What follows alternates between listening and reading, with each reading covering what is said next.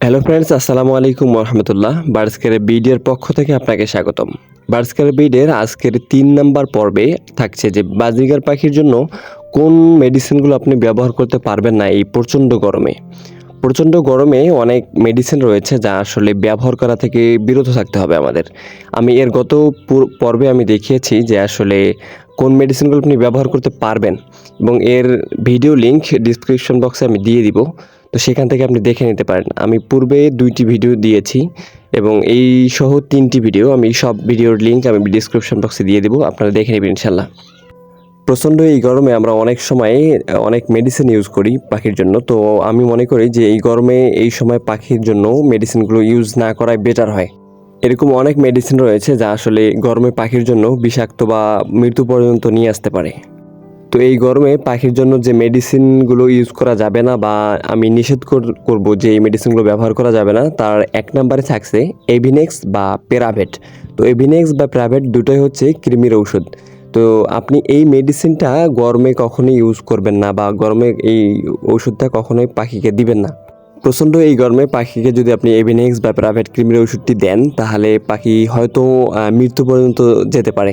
তো আপনি যদি বাইসে যদি এরকম হয় যে আসলে পাখিকে দিতেই হবে এভিনেক্স, তাহলে দেখবেন যে যেদিন আসলে একটু ঠান্ডা বেশি বা হচ্ছে যে গরম নাই, ঠান্ডা আবহাওয়া, সেদিন আপনি দিতে পারেন এভিনেক্স কম পরিমাণে।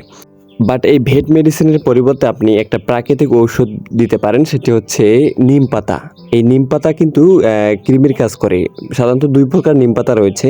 একটিকে বলে ঘোড়া নিম আর একটিকে বলা হয় যে দেশি নিম। তো আপনি দেশি নিমের পাতাটা আপনি দিতে পারেন। তো আমি স্ক্রিনে যে পাতাটি দেখাচ্ছি এটা হচ্ছে দেশি নিম। তো আপনি এই দেশি নিমটা আপনি পাখিকে দিবেন। অল্প পরিমাণে দিলে তারা যতটুকু খাবে সেটা কৃমির কাজ করবে। যাই হোক, আপনি এই গরমে এভিনেক্সটা না দেওয়ার চেষ্টা করবেন। তো দ্বিতীয় নম্বরে আমি যেটা বলবো সেটা হচ্ছে যে কোন মেডিসিনটা দেওয়া যাবে না, সেটা হচ্ছে লিভাভেট। তো লিভাভেট অনেকেই জানেন যে এটা হচ্ছে আসলে লিভার টনিক। পাখির জন্য যে পাখির লিভার ঠিক রাখতে যে আসলে মেডিসিনটা ব্যবহার করা হয় সেই লিভার টনিক হচ্ছে এই লিভাভেট। তো এই লিভার টনিক বা লিভাভেটটা কখন খাওয়াইতে হয়? যখন আপনি কৃমি কোর্স করাবেন তার ২ দিন পূর্বে কিন্তু এই মেডিসিনটা দিতে হয় ২ দিন।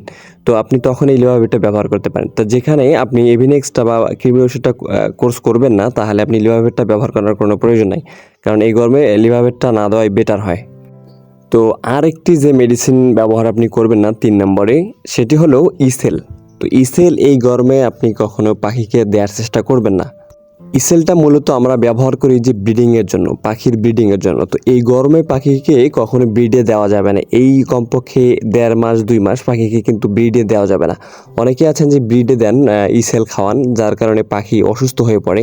তো এটা দায়ী কিন্তু আপনারাই নিজেরাই। তো এই জন্য আপনি ইসেলটা ব্যবহার থেকে দূরে থাকবেন এই গরমে বিশেষ করে। কারণ পাখিকে যদি এই গরমে আপনি ডিম বাচ্চা করায় নেন তাহলে পাখির উপর অনেকটা রিস্ক হয়ে যায় আর বাচ্চাগুলোকে বড় করা খুবই টাফ হয়ে যায় এই গরমে বিশেষ করে। সো আপনি এই গরমে আপনি পাখিকে কখনো ব্রিডে বা ডিম বাচ্চা করাবেন না এবং হচ্ছে যে ইসেলটা ব্যবহার করবেন না। তো এই গরমে ৪র্থ নাম্বার বা ৪ নাম্বার যেটি ব্যবহার করা যাবে না যে মেডিসিনটি, সেটি হচ্ছে রেনাসাল AD3। তো আমরা অনেকেই রেনাসাল AD3টা ব্যবহার করি যে পাখি ব্রিডে দেওয়ার পূর্বে যে আমরা যে কোর্সটা করি সেখানে ব্যবহার করি। তো আমি বললামই আগে যে গরমে পাখি যেহেতু ব্রিডে দেওয়া যাবে না, যার কারণে রেনাসাল AD3ওটা কিন্তু দেওয়া যাবে না। তো এই রেনাসাল AD3 সহ টোটাল ৪টি ওষুধ আমি বললাম। তো এই ৪টি ওষুধ মেডিসিনের কথা আমি বললাম। এই ৪টি মেডিসিন আপনি গরমে পাখিকে না দেওয়ার চেষ্টা করবেন। কারণ আমাদের সামান্য অসতর্কতায় কিন্তু আমাদের কিছু পাখি অসুস্থ হয়ে পড়ে কিংবা কিছু পাখি মারা যায়। তো এই জন্য আপনি যে কাজগুলো করবেন গরমে কিভাবে পাখিকে সুস্থ রাখবেন, আমি পূর্বের ভিডিওতে আলোচনা করেছি। বিশেষ করে আমার ডিসক্রিপশন বক্সে আপনি দেখবেন এই ভিডিওর। তো আমি কিভাবে আসলে এই গরমে আমি পাখি ওভারটেক বা একদম মানে ভালো সুস্থ অবস্থা রাখতে পারি সেরকম সম্পর্কে আমি পুরো 5টি ভিডিও আমি মেক করেছি। তো আজকের ৩ নাম্বার ভিডিও। তো আপনি পুরো 5টি ভিডিও 5টি পর্ব যদি আপনি দেখতে পারেন তো অবশ্যই আপনি আপনার পাখিকে সুস্থ রাখতে পারবেন ইনশাল্লাহ। তো আজকে এ পর্যন্তই। সবাই ভালো থাকবেন। আমার 5টি পর্বের ভিডিও দেখার আমন্ত্রণ রইল আপনাদের কাছে, সবার কাছে। তো ভালো থাকবেন সবাই। আসসালামু আলাইকুম রহমতুল্লাহ।